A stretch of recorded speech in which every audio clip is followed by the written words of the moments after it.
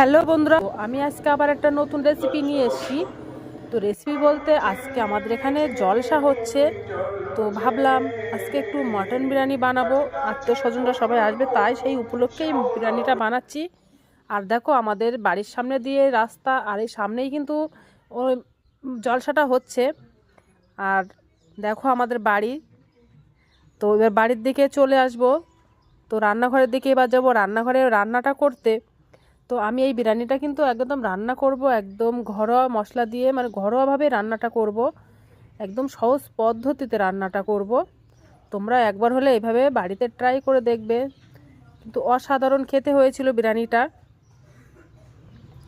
তো আমি কিভাবে বানাই বিরিয়ানিটা শেষ মতো দেখতে থাকো। তো দেখো প্রথমে মাংসগুলো কেটে নেব। তো কেটে নিচ্ছি মাংসগুলো পিস পিস করে। তো এবার বিরিয়ানির মশলাগুলো একটু ভাজা মতো করে নেব। ভাজা বলতে হালকা একটু গরম মতো করে নেব, ফুল ভাজাটা করব না। তো বিরিয়ানির মশলাটা ভাজা হয়ে গেছে। এবার দেখো কড়াইতে সাদা তেল দিয়ে দিলাম 300 গ্রাম মতো। তো ওর মধ্যে এবার আলুগুলো আমি সিদ্ধ করে রেখেছিলাম, তো আলুগুলো একটু ভাজা করে নেব। তো দেখো আলুগুলো ভাজা করে নিচ্ছি। আর এই তেলেই কিন্তু আমি একেবারে ওই পেঁয়াজটা ভাজা করে নেব।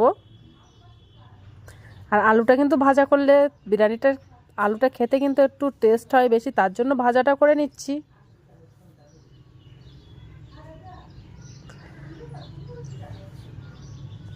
তো দেখো ভাজা করা হয়ে গেছে। এবার পেঁয়াজগুলো ভাজা করে নেব। তো দেখো আমি 300 গ্রাম মতো পেঁয়াজ কুচিয়ে নিয়েছি, এবার তেলে দিয়ে ভাজাটা করে নেব। তো দেখো পেঁয়াজটা লাল লাল করে ভাজা করে নিয়েছি। তো এবার তেল থেকে উঠিয়ে নেব, আর এই তেলগুলো বিরিয়ানিতে দিয়ে দেব। আর দেখো শুকনো লঙ্কা, আদা, রসুন, এটা মাংসের জন্য মিক্সার করে নেব।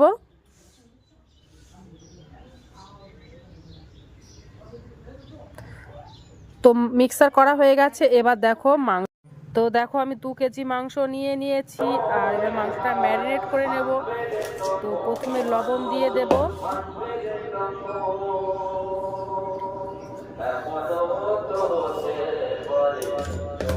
লবণটা কিন্তু স্বাদ অনুযায়ী দেব।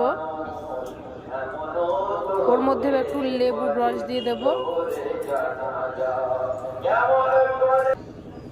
আর যে বিরিয়ানির মশলাটা গুঁড়ো করে রেখেছিলাম, সেই মশলাটা 2 চামচ দিয়ে দেব।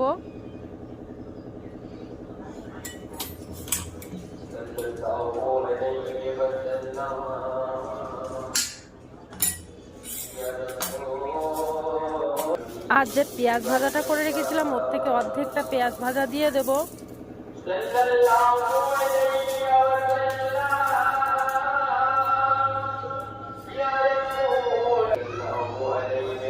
আর যে পেঁয়াজ ভাজার তেলটা ছিল সেটাও দিয়ে দেব, অর্ধেকটার মতো।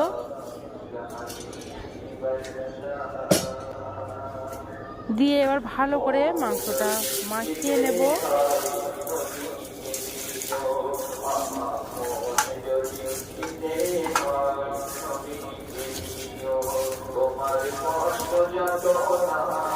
আর মাংসের মধ্যে কিন্তু আমি হলুদ গুঁড়ো দেব না।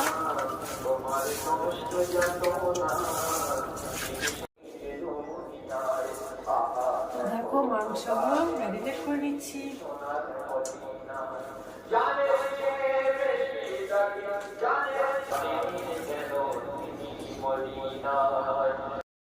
এবার বিরিয়ানির মাংসটা রান্না করে নেব। তো দেখো কড়াইতে প্রথমে সরিষার তেল দিয়ে দেব। তো 300 গ্রাম মতো সরিষার তেল দিয়ে দিলাম। দিয়ে ওর মধ্যে পেঁয়াজ কুচোনো। তো পেঁয়াজটা একটু লাল লাল করে ভেজে নেব।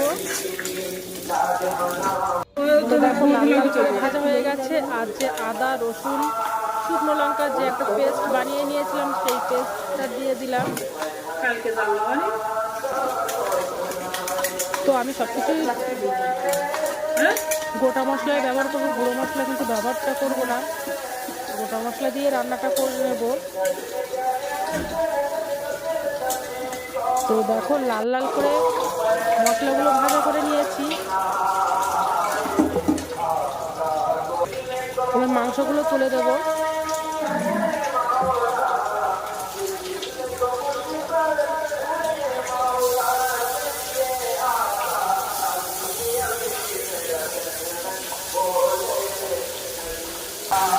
আর মাংসটা কিন্তু ভালোভাবে কষিয়ে কষিয়ে নিয়ে রান্নাটা করব।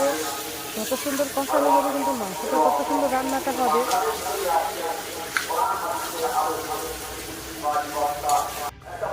এবার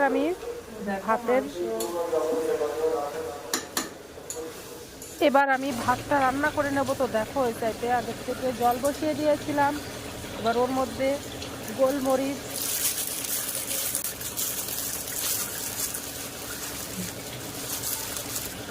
গোটা জিরা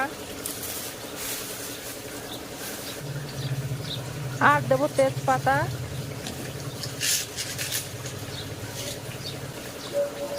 গরম মশলা দেবো, গোটা গরম মশলা, এলাচ, লবঙ্গ আর দারচিনি। তো দিয়ে ভালো করে জলটা ফুটিয়ে নেব। আর দেখো মাংসটা কিন্তু প্রায় রান্নাটা কষিয়ে কষিয়ে নিচ্ছি। কত সুন্দর হচ্ছে, কালারটা হেবি সুন্দর হয়ে এসছে। তো মাংসটা কিন্তু রান্না করে নিচ্ছি। আর ওর মধ্যে এবার কষানো হয়ে গেছে। এবার ওর মধ্যে জলটা দিয়ে দেব, দিয়ে ভালো করে মাংসটা গলিয়ে নেব।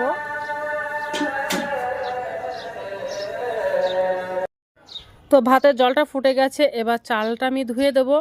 তো আমি চালটা সিদ্ধ চাল নিয়েছি, তোমরা চাইলে আতপ চালটাও নিতে পারো।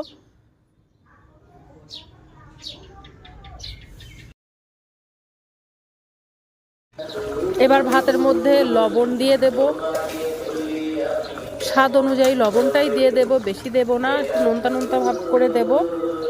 দেখো তোমরা যেন ভুলে যেও না ভাতে লবণ দিতে, কিন্তু বিরিয়ানির স্বাদটাই নষ্ট হয়ে যাবে। দেখো মাংসটা রান্না করা হয়ে গেছে। এবার আমি একটা ঘোল মতো বানিয়ে নেব। তো দেখো দুধ দিয়ে দিয়েছি। আর ওর মধ্যে 2 চামচ কেওড়ার জল, 2 চামচ গোলাপ জল,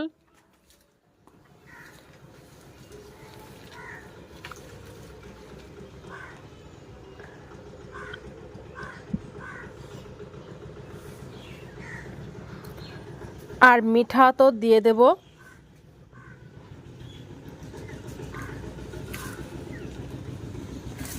আর দেব 2 চামচ চিনি। চিনিটা তোমরা স্কিপ করতে পারো, চিনিটা দিলে একটু টেস্ট হয় ভালো, তার জন্য চিনিটা দিয়ে দিলাম। তো গোলান হয়ে গেছে। এবার বিরিয়ানিটা সাজাবো। তো দেখো হাঁড়ি নিয়ে নিয়েছি, ওর নিচে একটু সাদা তেল দিয়ে গরম করে নিয়েছি। আর দেখো প্রথমে আলুগুলো দিয়ে সাজিয়ে দেব। কেমনভাবে সাজাতে হয় তোমরা সবাই দেখে নাও।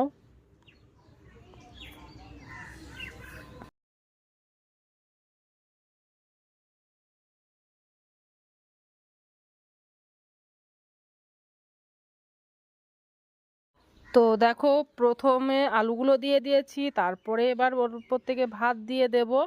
তো এইভাবে কিন্তু বিরিয়ানিটা সাজাতে হয়।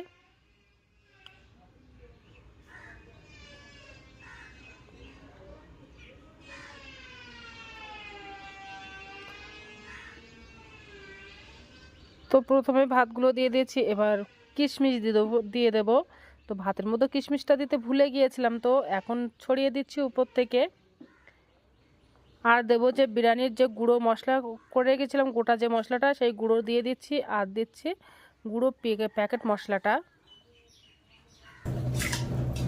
আর যে একটা ঘোল বানিয়ে রেখেছিলাম, সেই ঘোল উপর থেকে ছড়িয়ে দিচ্ছি।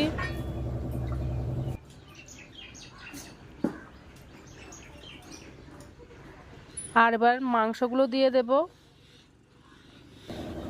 পেঁয়াজ ভাজার যে তেলটা রেখে দিয়েছিলাম, তো অর্ধেকটা মাংসের মতো দিয়েছিলাম, আর এবার অর্ধেকটা ভাতের উপর থেকে ছড়িয়ে দেব।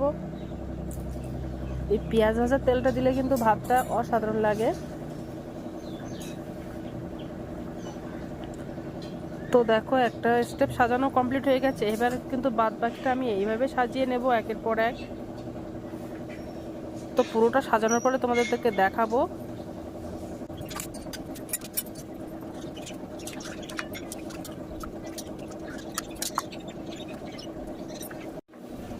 দেখো সাজানো কমপ্লিট হয়ে গেছে, আর উপর থেকে যে পেঁয়াজের ব্রেস্তাটা করে রেখেছিলাম, তো সেই পেঁয়াজের ব্রেস্তাটা দিয়ে দিচ্ছি।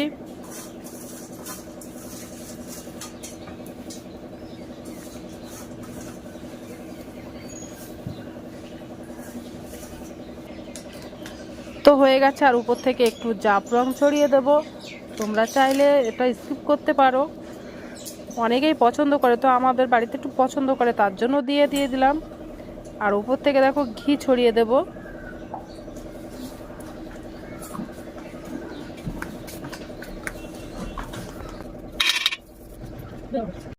তো দেখো বিরিয়ানিটা ভাপ দেওয়ার জন্য এবার আমি একটা চাটুই নিয়ে নিয়েছি, চাটুইটা গরম হয়ে গেছে। এবার ওর উপরে বিরিয়ানির হাঁড়িটা তুলে দেব, দিয়ে একটা নড়াচাপা দিয়ে দিয়েছি। তো এই বিরিয়ানিটা ভাপ দিতে আমার প্রথমে আমি 10 মিনিট হাই ফ্লেমে দিয়ে দিয়েছিলাম, তারপরে 15 মিনিট মিডিয়াম ফ্লেমে, তারপরে গ্যাসটা অফ করে 10 মিনিট মতো রেখে দিয়েছিলাম। তো দেখো কত সুন্দর বিরিয়ানিটা আমার রান্না হয়ে গেছে। এবার কিন্তু সবাই খাচ্ছে। আর দেখো, আর ভিডিওটা ভালো লেগে থাকলে আমাকে একটা লাইক, কমেন্ট, শেয়ার এবং সাবস্ক্রাইব করে দেবে। তোমাদের কাছ থেকে এটা আশা করি। তো আজকের দিন মতো ভিডিও শেষ করছি। Good bye.